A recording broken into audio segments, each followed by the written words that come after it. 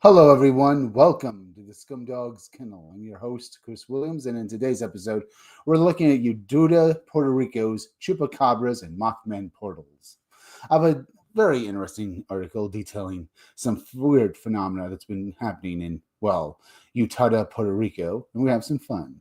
But first, let me show off artwork from upcoming graphic novel Scumdogs, and then we'll have a great time. Here's the Extreme 90s cover for my graphic novel, folks. I did this cover to harken back to the comics of the early 90s. My book, Scumdogs, is a loving parody of cartoons from back then. When you read my book, you'll be reminded of being a kid watching Saturday morning cartoons. The Scumdogs, they're your classic Saturday morning cartoon villains.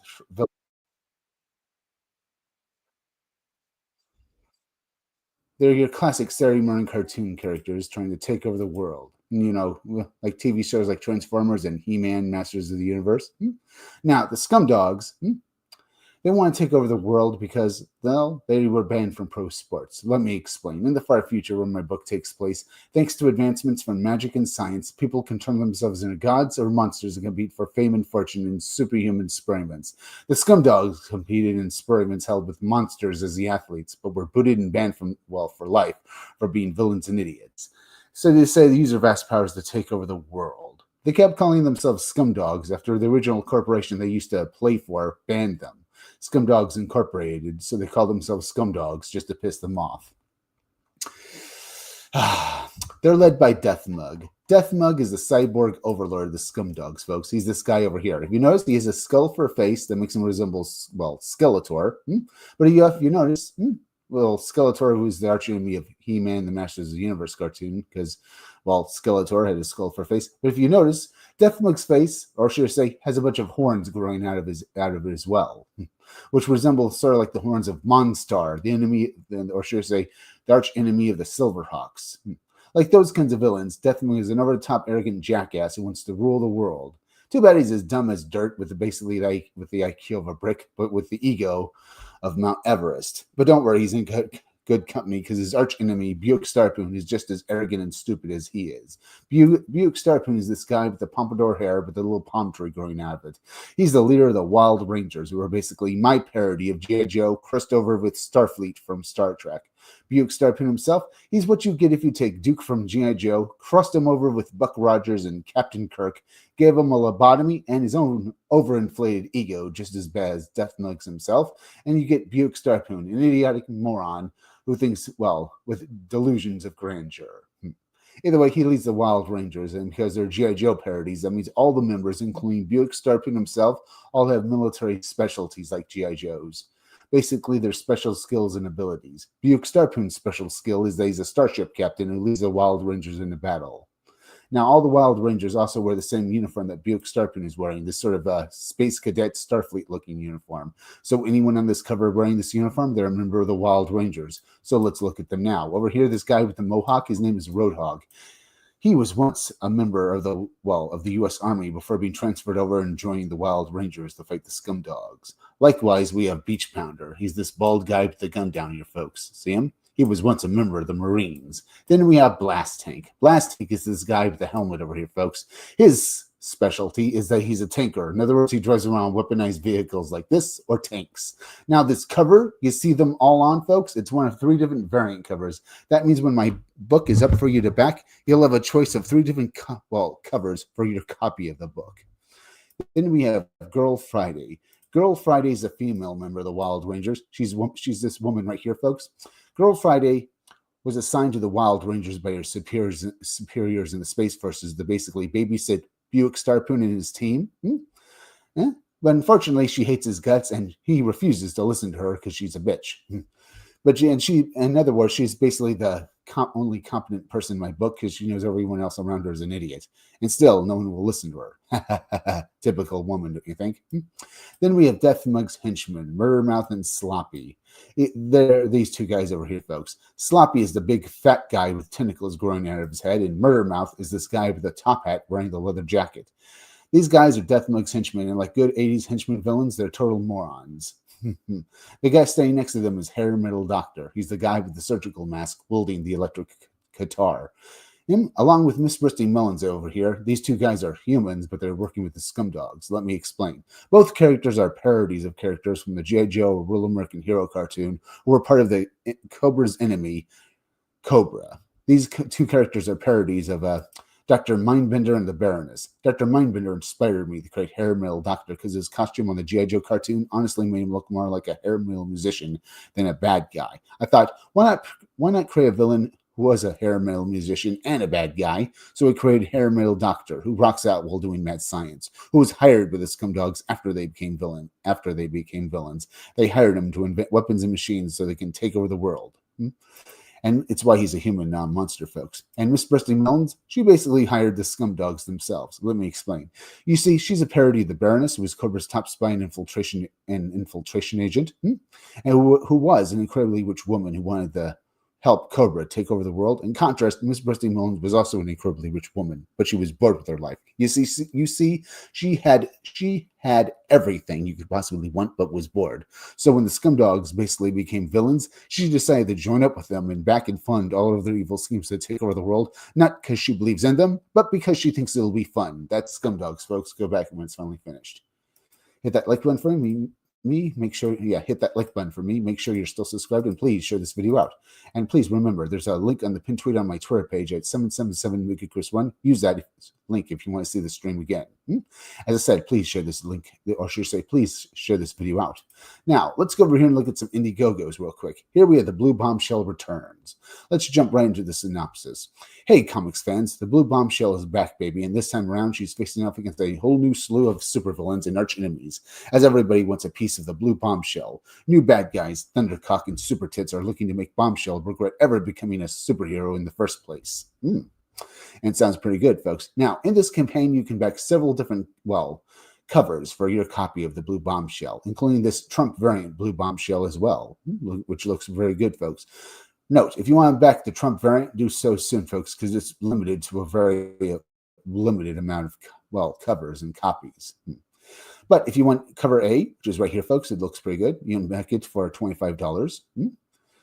I recommend the, cover B, folks, which is basically a homage to Jim Lee's X-Men 272 right here, folks. And I have to say, it looks pretty good. As I said, it looks pretty good.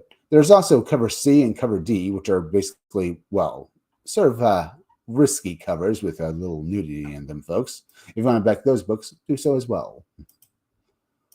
There's also other books as well. The back in this, back as well, folks, like Starbarian Tales 1, which basically is going to be releasing next month, folks. This book is over 100 pages of action comedy babes in blood. It was created by Harry Partridge, who does the original artwork for this book, folks, with an assist by Ben Sawyer and others in coloring. But you're probably wondering what it's about. The Starbarians are intergalactic heroes for hire in a universe of times and turmoil. Violent, hedonistic Kilgars often at odds with valiant, optimistic Hogstrong, but the duo must work together if they're to stand against a threat that's worse than 10 Kilgars combined. When a band of assassins make an attempt on the life of the seemingly immortal Kilgar, the Starbarians must search our forgotten world for any hope of answers. Their journey leads them into the subterranean dwelling of Varg, an all-powerful tyrant, hell-bent on Kilgar's destruction. Come with us on a barbarian adventure of brutality, babes and bros in space, and Starbarian Tales 1. The artwork in this book looks good, folks. As I said, it was done by Harry Partridge. Here are a few of his complete pages, and, they look good. This book looks great. You can back it, and, it's basically the digital versions of this book are already out, folks, and the print versions are basically being delivered next month, so I'm eagerly waiting for my copy of it. Either way, let's go over here real quick now. Let's see. Maybe take a look at a trailer, perhaps? Let's look at Starbarian Tales 1. Or, should I look at this one, or should I look at the Blue Bombshell? Let's look at.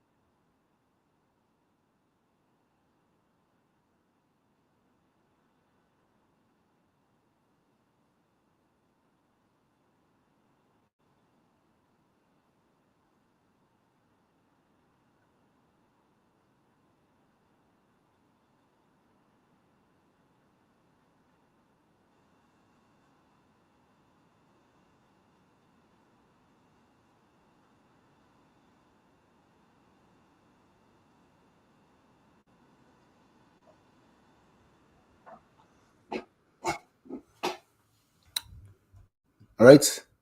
That was the blue bombshell, folks. It looks pretty good. It's up on Indiegogo. Now, let me go over here, folks. Let's get into today's article. All right. Oh, yeah, I should probably do this too. Let me stop screen real quick. Go back to share screen. Do this and do this. So you have a good... Ooh, I should also do this too. There. Gargoyles, chupacabras, and dimensional portals report from Utuado, Puerto Rico. All right, then. In Utuado, Puerto Rico, Gargoyles, Chupacabras, and Dimensional Portals by George Martin Miranda. Okay. Pardon me, folks. Utuado, the largest municipality in Puerto Rico, nestled in the mountains center of our country, has been experiencing various types of unusual events for years. Pardon me, folks. Again, I had to burp. I just had to drink some water before I started this.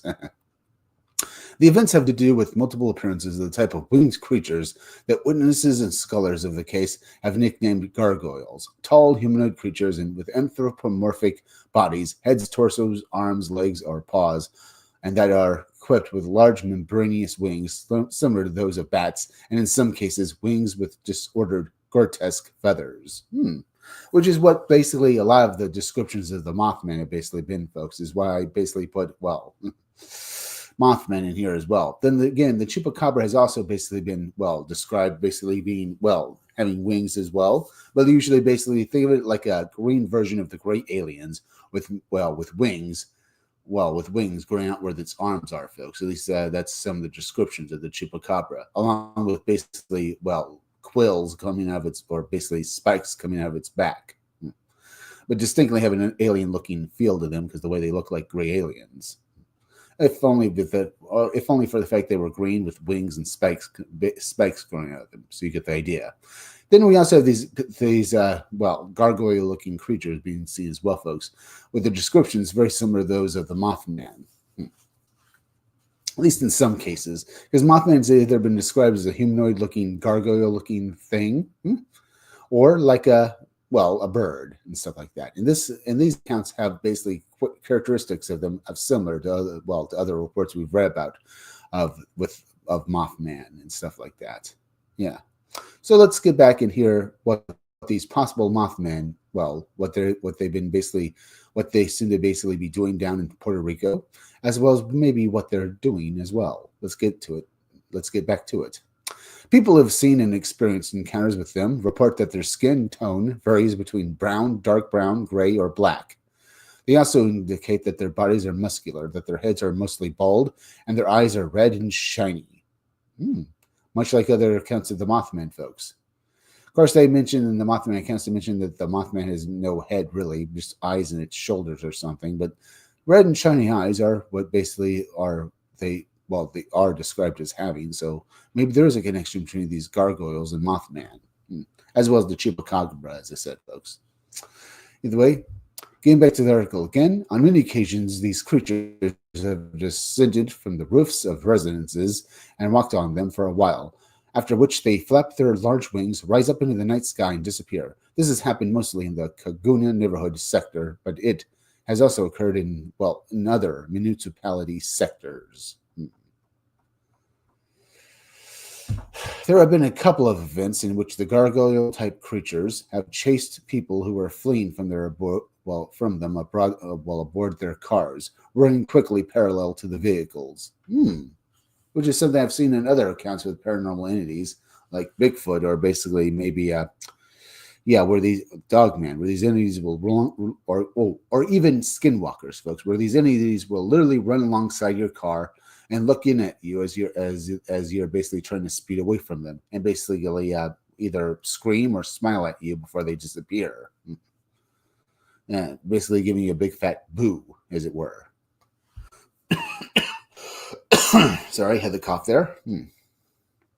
Either way, there have been reports, many reports I've read about certain entities basically running alongside people's cars, mostly with skinwalkers, But I think I've heard about Bigfoot and maybe Dogman doing something similar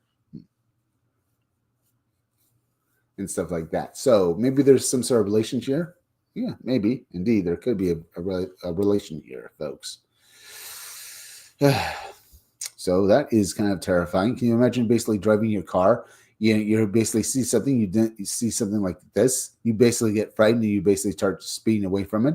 But then you look over and you see this thing is basically keeping pace with your car and possibly basically moving 60 to 70 miles per hour. And then it looks down at you and smiles and maybe even then screams after smiling. Then you get totally freaked out and you hope you don't crash your car as you're trying to keep an eye on this thing as well as on the road and wondering what it's going to do next. Yeah, I can imagine that would be a horrifying encounter, wouldn't it, folks? But either way, very, very, very intriguing. But let's get back to the article again.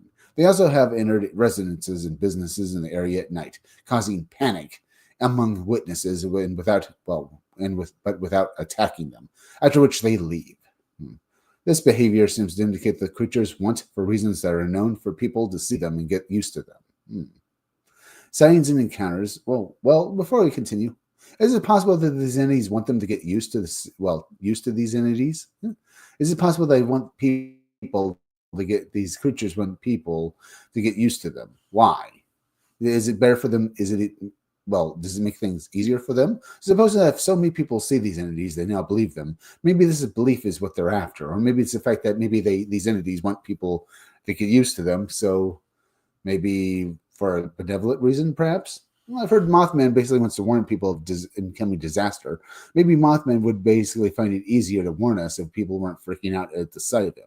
Maybe they want them to people to basically get used to the idea of them. So if the Mothman does show up and warns them about a disaster, maybe humans would basically listen to them without running around like chickens with their heads cut off. Maybe. It's an idea and stuff like that. I mean, this could be the same thing then again, these entities were described as gargoyles, but as I said before, they sound very similar to the Mothman. And basically, with them trying to getting them to get people to get used to them, that is an idea. Maybe it's what Mothman wants. Then again, some people also say this is all demonic activity, so maybe that's a very bad idea too. Maybe if people believed in them, maybe these entities use it as a way to manifest themselves in the real world. And with people believing them, there's no way to get then these entities can just come here willingly and easily. Or should I say they can come here and manifest more easily into physical forms or something. Maybe if you believe in them, this makes these entities real. Maybe that's a very bad thing too. We just do not know. Just speculating ideas with that, folks. Now, before I continue, let me go over here. We have one watching. That's pretty good. Let me go over here, refresh this page. But let's get back to the article. Well, in a moment. Oh, we have 3 watching. That's good. That's very good. All right. Let's see. We have 9. Okay. 12. Yeah, 13 watching. That's perfect. Now, before I continue, let's get back to the article. All right. Where was I? Yeah. Sightings and encounters in Utuado with the gargoyle-type creatures abruptly ceased at the end of December 2023, and for several months, nothing else happened. But now they begin to be seen again at the beginning of last September. Okay, so once more, activity in Utuado, Puerto Rico is increasing then. And along with this, there has also been strange attacks and mutilations on farm animals, which can be attributed to basically the Churpacabra folks, the goat sucker. The animals, roosters, hens, dogs, etc., appeared with strange mutilations, holes and wounds not compatible with the type of wounds or bites inflicted by common predatory animals, dogs, tigers, etc., which consist of bites that tear and rip off pieces of the victims' bodies. The animals allegedly appeared to bleed to death. Yeah, but there's another thing, folks. If indeed this was the Chupacabra, I imagine there was there was a severe lack of blood at the scenes of these crimes.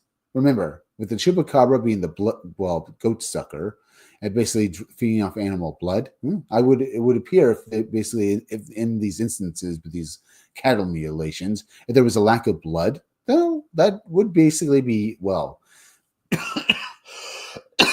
that would be something we've seen with other stories of the chupacabra, that at the scenes of these mutilations, that there's very little to no blood in the air in the surrounding area. I mean, if this creature did cut the throats of these animals, the ground should basically be littered with blood, but no.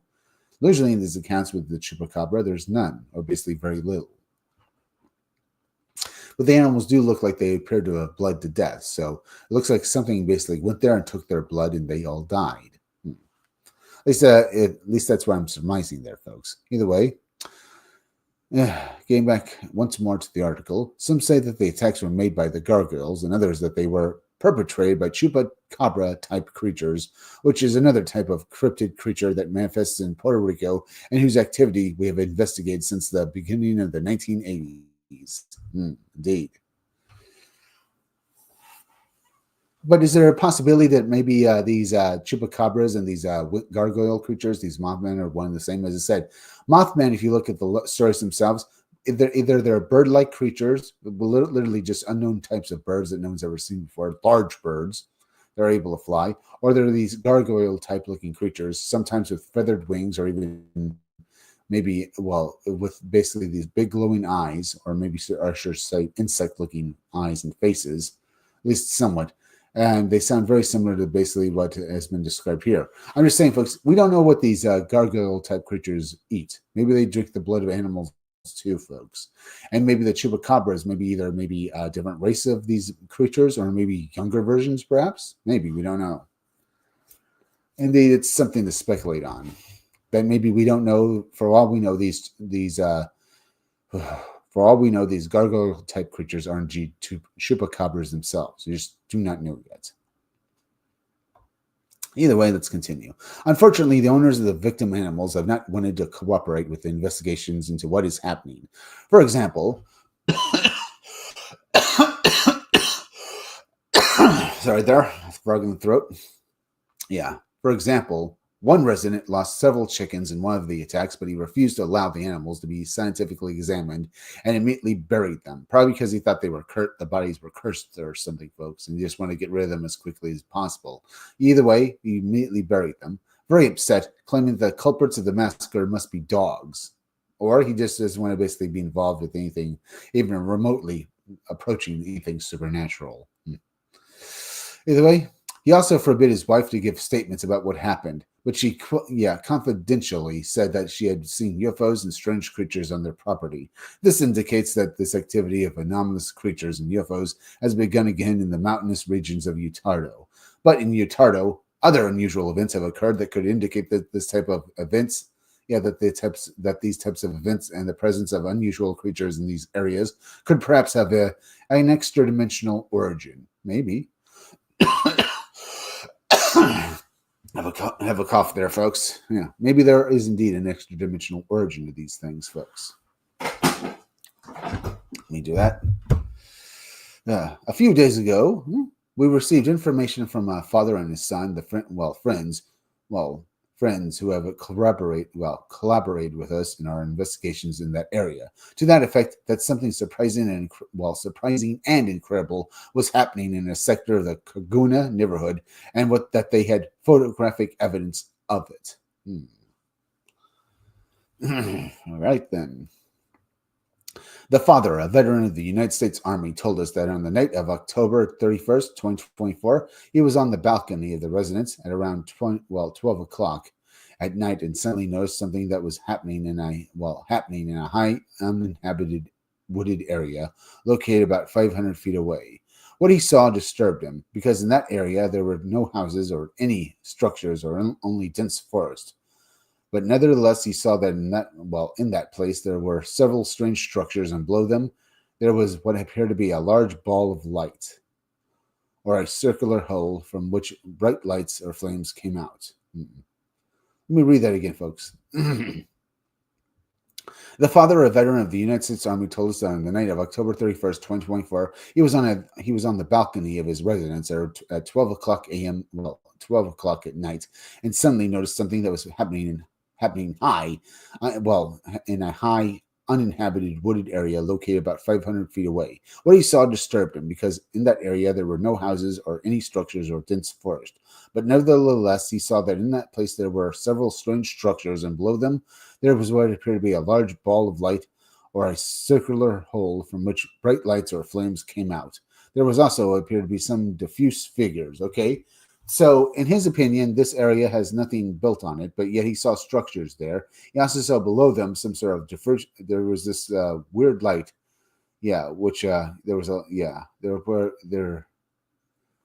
was something that looked like a large ball of light or a circular hole from which bright lights or flames came out. So there was a portal there, and there were also diffuse figures around it as well. So there were humanoid figures or something that basically was moving around, and it wasn't just basically some natural phenomena. It was clearly something intelligent that was moving around in that area around this hole. Were they aliens or interdimensional beings? We don't know.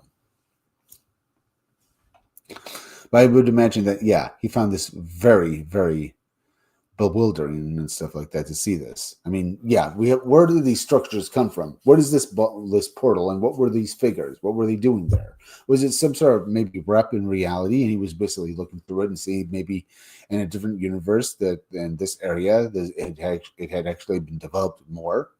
Or was it just maybe something that was already there? For all we know, folks, maybe these entities, maybe what this guy saw was maybe through some sort of veil, and he saw that there was some sort of base that was actually built in this area that as far to him, it was just basically just grass and just trees and stuff like that. I'm just saying, folks, maybe you looked through some sort of tear and this maybe alien bases maybe camouflage. Maybe the space is already there. It's always been there, but it uses some sort of technology to hide from the people and locals. So if you actually were in that area, you'd see nothing but trees, but in reality, it was all an illusion.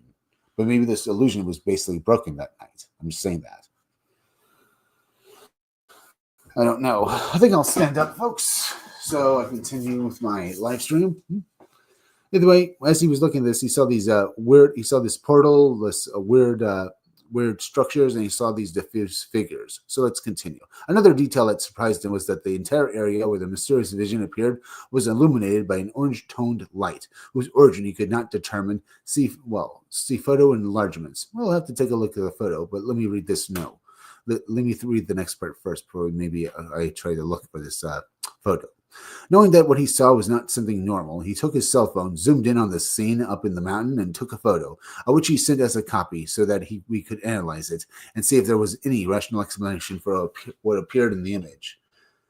Doesn't appear like this image is going to appear, folks. Pardon me there. Let's continue.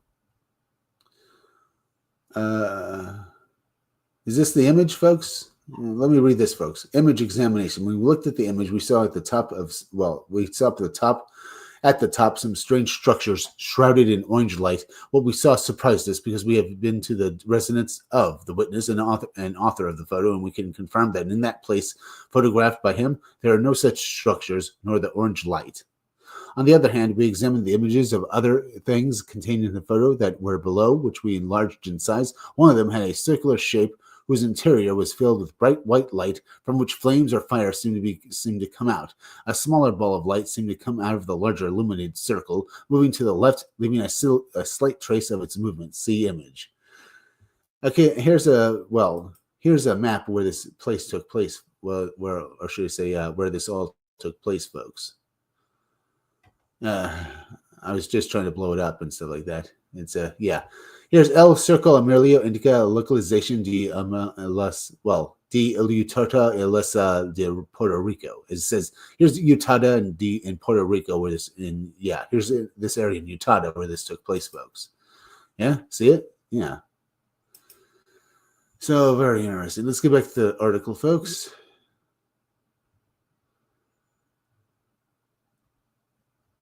Yeah. Indeed, and stuff like that. Yeah, and stuff like that. Then we have these folks. Yeah, here we have the photos themselves. As you can see, they're very odd. Yeah, just making sure you can see this, folks. Yeah, as I said, you have this portal right here with, I guess, flames coming out. You have these structures right here, folks, and it looks very blurry and stuff like that. But this is where this was. Well, this photo was taken on this, I guess, on this area and stuff like that. Either way, if you look closer, you can see the structures. They do indeed look like physical structures, but what are they really? Were they always there and they were just hidden for some reason? Or are these maybe are we peeking through reality into another dimension? And this is what we're actually seeing here. It's certainly something interesting, folks. Now, I'm worried if I blow this up, we won't basically, well, I guess I could blow this up and maybe take a closer look at it. Yeah, see this, folks? Yeah. Here's the portal, and just like that. And here's, as I said, the portal is down here, and there's this weird stuff. I don't see. I mean, is this a figure here, folks, or is this maybe just like glare from this? Well, from this hole right here, or should I say this portal? As I said, and when you look at this portal, it does indeed seem like there were flames coming out of it. So very odd. Either way, it's certainly a very out there thing, isn't it, folks? I lost my place again. This is what I had a problem with, folks. If I do anything, it just moves around and stuff like that. Let me go over here real quick. I want to basically refresh this like that. That's something for a few more people. Not too bad. Let's see. We have 4 watching. That's perfect, folks. Let me do that. That's pretty good. Yeah, like that. Either way, let's get back to the article because I'm hoping that basically some more stuff would appear. Damn it. This is the problem here, folks. If I basically now it's taking forever to load these images, folks. I guess I should basically yeah, where are they and stuff like that. And there's that. There's this. Here's this image as well, folks. Do you think I should blow it up again? I think I took a little too much time on basically looking at this, so maybe I should just move on with the article. Otherwise, also to the right of the circle with fire is in a slightly higher position. Some strange silhouettes could be seen. Yeah. That were a little in shadow. Perhaps they could be mere reflections of the luminous circle. As I said, folks, maybe there's some sort of glare or basically some sort of reflection that was basically being cast on something from this luminous circle. And due to the pareidolia effect, we saw them as figures. And so we decided to examine them in more detail. We enlarged that section of the photo and clarified it. And again, it seemed to us that what we saw were strange figures and not the product of reflections in the lens of the witness. In the lens of the witness's cell phone camera. See the image below. As I said, folks, they do look like they're images and stuff like that, or should I say, they do look like they're figures.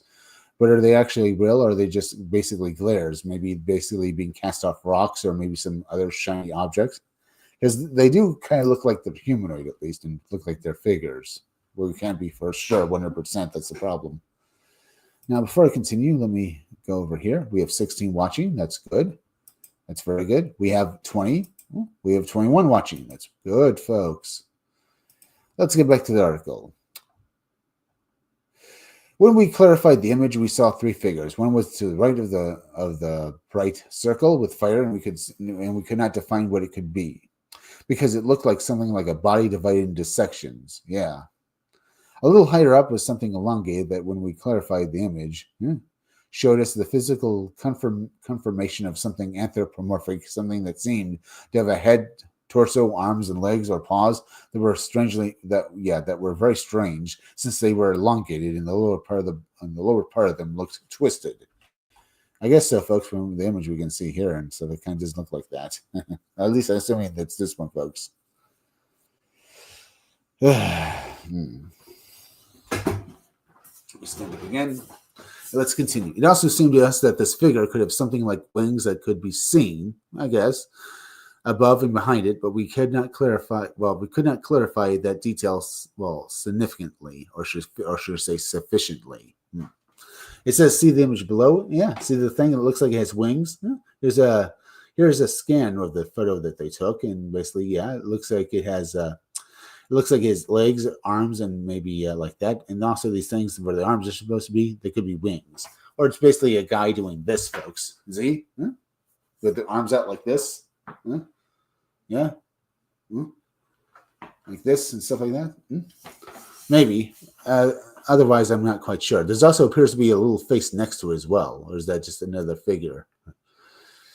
Either way, as I said, is this pareidolia or not? We don't know. Here's what the this is the area where this photo was taken, folks. And as you can see, during the day, there's nothing there. So it was maybe a wildfire or something else. We don't know. But either way, this is what the guy usually sees when he looks at this area. Looks like nothing, doesn't it? I have to ask, though, why did this researcher basically choose this one area to basically have his house? Is it because he basically knew where things happen in this area and wanted to research it? Or is it basically that he just happened to basically be in this area when this weird phenomenon started? We don't know. Now, let's get back to the articles. Now, the images of the structures, the circles or openings with fire, and the anthropomorphic silhouettes seem real to us. But that leads us to ask the following questions. 1. Was what the witness saw in that deserted forest on the night of October 31st a mere hallucination? Obviously, it was not, because the camera on his cell phone captured the images of the phenomena. Yeah. If it wasn't there, folks, he wouldn't have gotten these images on his cell phone. There was something there. What it was, we just do not know. 2. Does what appears in the image captured by the witness respond to the manifestation of an extra-dimensional portal phenomena in that place that transported the image of these strange structures to our dimension and opened another smaller portal, the circular opening with bright light from which flames or fire came out, from which the anthropomorphic figures emerged into our reality? They're saying that one portal basically was open there, and another portal opened as well, and basically these figures came out of it. Well, I can't basically, as silly and as out there as that sounds, folks, it's not out of the realm of possibility that such things could possibly exist. I mean, you can't just prove that there are other dimensions or figures or people living in them. So is it possible that one of these portals opened up? Perhaps. Even though I'm a bit out of it today, folks. I got less sleep last night. Either way, let's continue. 3. Was the orange lighting perhaps a response to the fact that it was part of the natural environment surrounding the structures, etc., in the original dimension from which they come? Trying to say that the orange light is a natural phenomena, or should I say, it's a natural to these figures. That why they're colored orange, folks, is because maybe they live in a universe where where the natural lighting is orange like this, and when they were seen, were basically seen and photographed in this universe, maybe the portal basically brought over some of this orange light, and basically it's why they look the way they do, folks. Maybe. I suppose if you do open a portal, the light from that dimension would come through, so I can only imagine what effect it would have, but most likely no effect at all. It's just orange light, I guess. But then again, we can't be 100% sure, folks. For all we know, this orange light is some sort of radioactive material, and anyone approaching it could have died of radiation poisoning or something. I would not be surprised. Let me stand up again, folks, as we continue. Either way, is it possible that this orange light and stuff like that is something to do with the fact that it's part of the natural environment surrounding the structures, etc., and the original dimension from which they came from? Yeah. Supposing that this normal orange light, or should I say maybe this orange light is normal in their universe, and for whatever reason, when these structures and figures were photographed, basically we gotta look at the natural environment with this orange light basically that normally surrounds them. Maybe. What we put below may provide answer to those questions. Dimensional portals in Utuado. As we said at the beginning of this reign, some of the young people had an alarming encounter with a gargoyle-type creature that chased them while they fled in a car. This happened at the beginning of July 2023 in the Pastalia sector in front of a baseball park. 2 days later, after the group of young people had recovered from the scare, they returned to the place and saw something unusual in the area where the Francisco Jordan Public School is located. In the aforementioned Pastalia sector of the Cagurnia neighborhood. One of them, named William Benedito, explained to us that they were chatting, animatedly at around 3 o'clock a.m. in the front of the Louis Angel Curves indoor basketball court next to the Francisco Jordan Public School, when suddenly a strange mist with an orange luminosity began to form in the air before them at low altitude. That orange mist surprised them, so they observed it carefully. Suddenly, that mist opened, and a hole appeared in it, and through it we saw a series of strange, very ugly creatures appear, which seemed to be mating. That was in the air, in the space between the basketball court and a Christian church there, and everything was illuminated by the orange light. We saw that, and that there was, we saw that and left there because we thought it was something diabolical. We were terrified. Perhaps. Indeed, the orange light is another telling thing here, folks. In both accounts, with these people seeing this stuff and these entities basically frolicking about, there was an orange light source. So, are they related to each other? Perhaps maybe in these areas where these things were seen, folks, there was something like maybe a dimensional portal opened up and we were able to see into this other world. And, in this world, it's the natural light of this world is orange. Perhaps. It's something to speculate on. Either way, they left the area, so let's see what they did next, because they were terrified, as I said. Either way, let's see what happened or what they say next. As you can see, orange lighting is mentioned again, in which fantastic figures materialize. Is this a mere coincidence? Honestly, it's possible, but maybe there's something more to it. Maybe there is something, maybe there is some link. That's all I can say, folks. Either way, continuing, but there are more similar situations with more interesting details. Continue reading. Last August 2023, William Benedito and his friends were again witnesses of some shocking events, but this time in the area of a baseball park in the Pastelias sector of the Cagunia neighborhood. William and his friends went to the place to talk for a while. They got out of their car he was driving, which was parked in front of the baseball park, and a little later they saw something that shocked them. We noticed that the basketball court area was suddenly filled with a fog similar to the one we saw before at the Francisco Jordan School, with an orange lighting. William told us. Okay. There was indeed more orange lighting. Yeah. All right. And there was more of this weird fog, and apparently, or should I say, there was weird fog, and basically, it was filled with fog similar to the one we saw before. So indeed, in these encounters, folks, there was fog and there was this orange light. So that is another interesting detail I didn't mention before, folks. Fog here. As I said, folks, maybe this fog was basically part of what it was. Maybe it was an effect from maybe some sort of portal opening up and maybe some sort of alien environment or basically world influencing our own world, along with this weird orange light and these figures coming through. Maybe. Either way, it's only something we can basically, we can only theorize on, folks. Either way, Either way, let's continue. Suddenly, several orange luminous spheres appeared like the ones that people call orbs, not very large in different points of the baseball park, and then the entire park grounds were filled with orange lighting, and suddenly the normal landscape disappeared, and we saw a series of fantastic non-human creatures appear there, walking through the park grounds. So they saw alien beings, or maybe demons, or whatever the hell these things were, folks. Let's just call them interdimensional interlopers, or maybe alien interdimensional interlopers.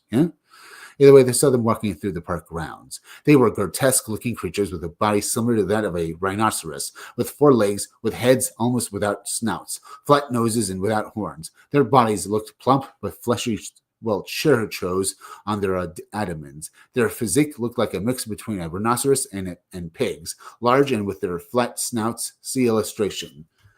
I guess. Here's an illustration of what they saw, folks. Yeah, they do look like rhinoceroses, don't they? Or like a combination of a rhinoceros and a pig. I have a question, folks. Maybe these people are seeing is maybe some sort of time portal. Maybe these animals they're seeing are maybe some sort of prehistoric creature or a creature that's yet to basically be seen on Earth. Because it does look like a rhinoceros crossed over with a pig.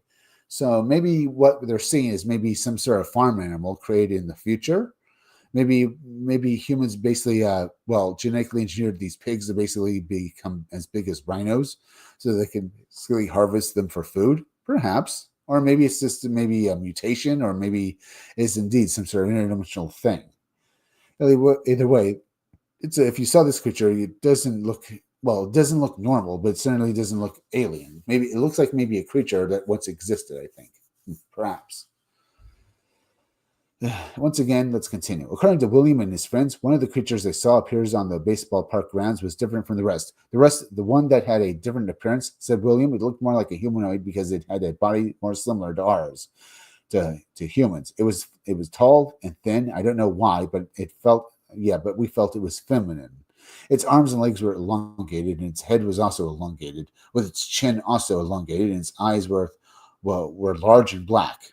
We couldn't tell if it had a mouth or a nose. It had something like a black hair that reached its shoulders. Do you know something, Mr. Martin? Although that creature looked humanoid, I couldn't help but associate its face with that of a mantis insect. That's what it seemed to me, that it was something insectoid in appearance. See illustration. This is what they think saw, folks.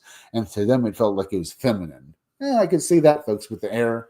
And so, but with its hair, yeah, I can see that. But it does look like it has insect-like features with big black eyes and sort of almost, well, I guess, pyramid or upside down triangle looking face. Yeah, I can see that, folks. And if you saw this, it looks like an insect, man. It looks like an insectoid to me, doesn't it? That's what I would call it anyway. Either way, we have 4 watching. That's pretty good. We have 9 watching. That's pretty good. We have 9 watching. Okay. We have 25 watching. That is perfect, folks. 25 people watching. But let's once more continue. That one, the insect female, as I call her, did see us because she was looking directly at us, and you could tell she was aware that we were there. And she remained calm. She seemed to have clothes stuck to her body, but I couldn't tell the exact color of her skin because that strange orange lane covered the entire area of the park, and that she looked the same color. The other creatures, the ones that seemed to be animals, didn't seem to see us at all. All they did was walk around the park grounds without looking at us. The young people said that the unusual sight before them appeared and disappeared at intervals. Do you remember what a television screen looks like when the reception is bad or the channels are not received well? Well, something similar happened. The image came and went, they told us. So basically it was blinking. It wasn't exactly blinking on and off, like say you're turning off a light switch, but it seemed to basically phase, and basically the image itself of these creatures seemed to warp with them. Seemed the image itself of these creatures as they were looking at them seemed to warp around. Almost as if they were getting bigger and smaller, as if they were basically an image basically being projected, and this image itself is just breaking down, basically, well, literally, basically, I would imagine, basically coming in and out of existence as it were basically being seen, folks. Because if these entities were something like an image being projected or basically somehow interfering into our own universe from another reality, I imagine eventually this process would reverse itself, and this portal or whatever was allowing them to manifest in our world would close, and these figures and their images of them would basically fade away. So I can imagine that, if you looked at them, these figures, these entities, these animals, and this insect woman were basically fading in and out of existence as these people were seeing them, as whatever effect which allowed them to manifest in our world or brought them here was probably eventually going to fade away, and they'd fade back to wherever they came from. That's why I say, folks. Once again, let me stand up. As I said, we have to continue. All right.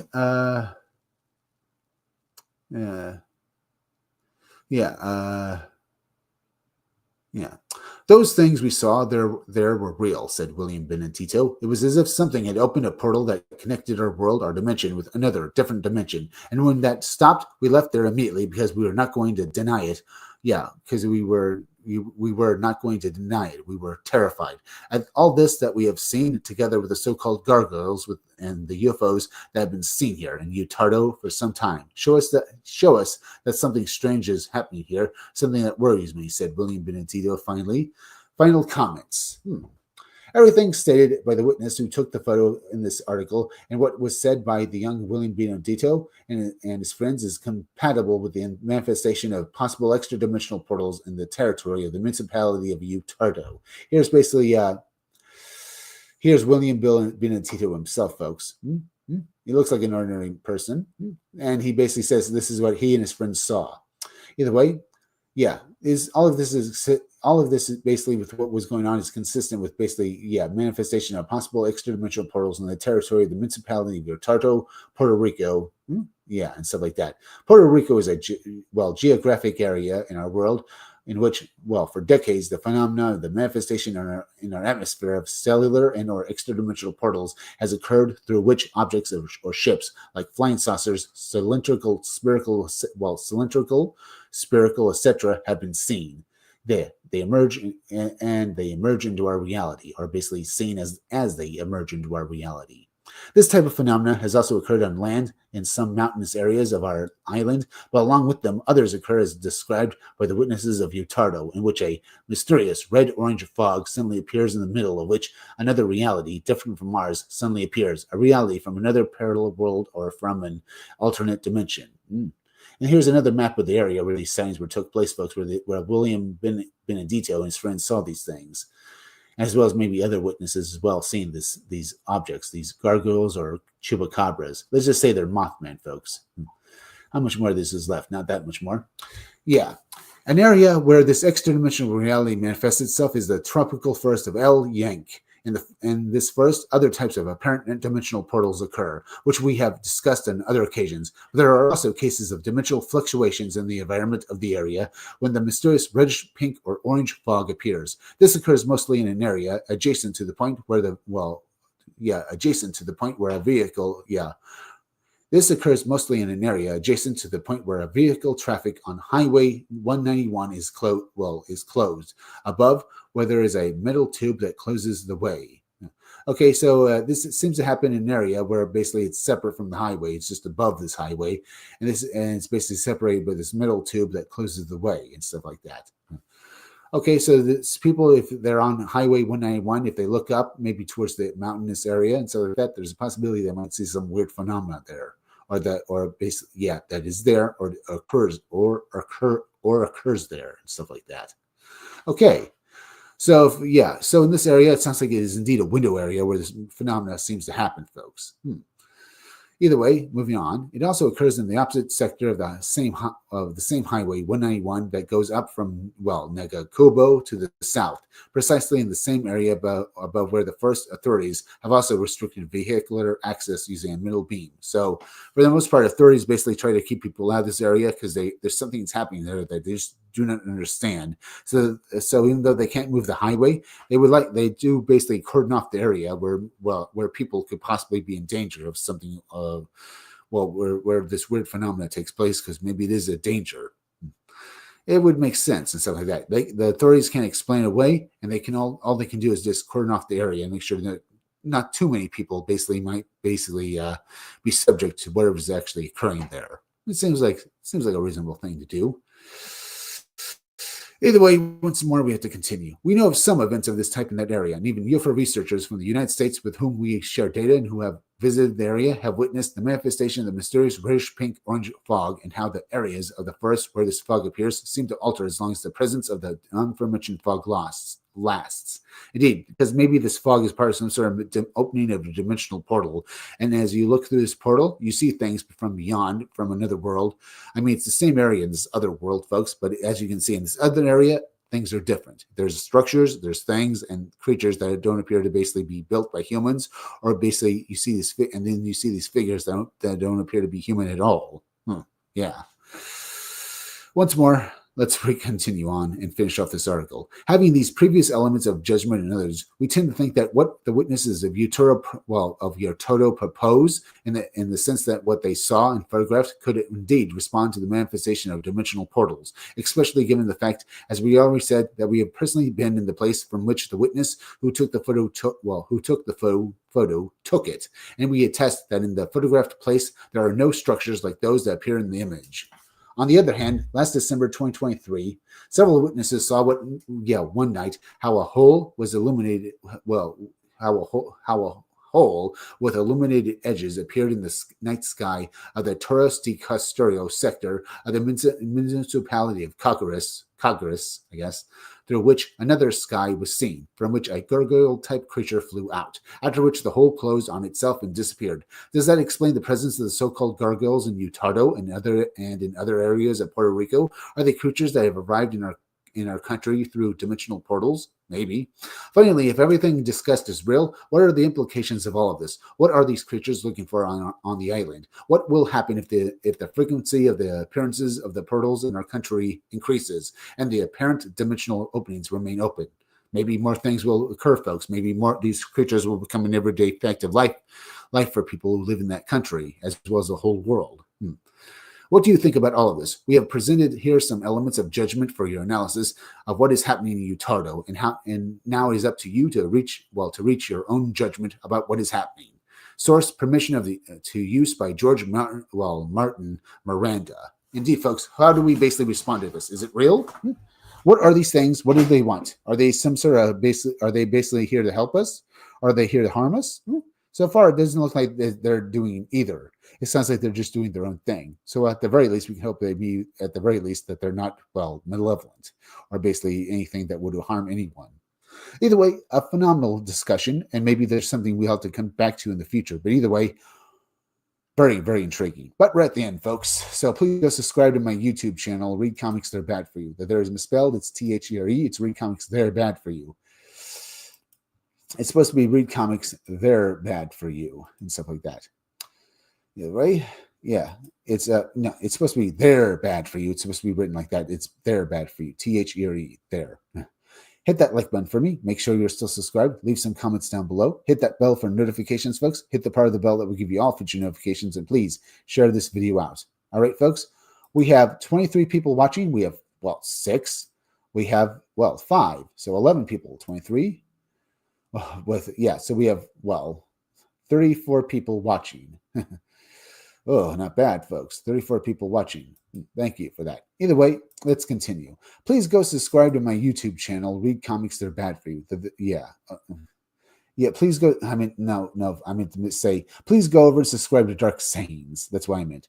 Yeah. Here I'm going to basically do my normal thing where I try to basically get you to go subscribe to these channels that basically I think need more subscribers. So go subscribe to Dark Sayings. Dark Sayings is like the Art Bell radio show, or like my own show, folks. If you like Art Bell or my show, you're gonna love Dark Sayings. He does short videos on high strangeness, but he also does live streams around 10 o'clock p.m. at night. Yeah, 10 o'clock p.m. at night, where he talks about ghosts, monsters, aliens, dimensional portals, people seeing creatures from beyond, folks. And that sort of thing. People seeing mermaids, aliens, and stuff like that. Time travel and stuff like that. You get the idea. He talks about all these things, folks, and it's just phenomenal watching his live streams. So go subscribe to Dark Sayings on YouTube and on BitChute. Then go subscribe to go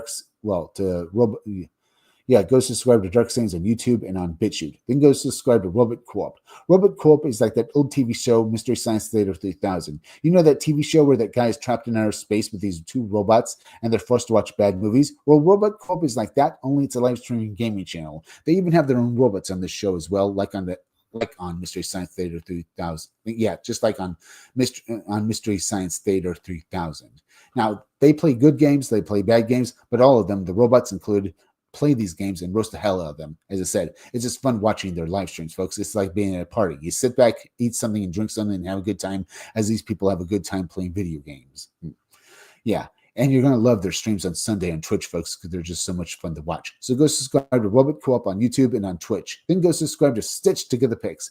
Stitched Together Pics is a horror movie review channel hosted by the maniacal cinephile who has multiple personalities. So you're not just getting one character, you're getting a whole lot of them. All of them are fun. Go subscribe to Stitched Together Pics up on YouTube. Now remember, folks, down in the descriptions or in the chat, I left links to YouTube, Twitter, Rumble, Odyssey, Twitch or BitChute, Dark Sayings, Robot Co-op, and Stitched Together Pics. Remember, go subscribe to those guys I just mentioned, but really, I want you to use those. Yeah, I want you to use those links and go subscribe to my own channels, especially up on Twitter, Rumble, Odyssey, Twitch, or BitChute, okay? Yeah, because remember, I'm going to upload 2 new videos today, folks, up on Rumble, Odyssey, Twitch, or BitChute. So if you want to see them, use those links down below in the descriptions or the chat and go subscribe to my channels. Because I'll be back soon and we'll have some more fun with those 2 exclusive videos I make for those channels every day, folks. So use those links and go subscribe to me. I'm Chris Williams from the Scumdogs Kennel. Thank you for joining me. I'll be back tomorrow with another great live stream, followed by 2 more exclusive videos. So until then, bye.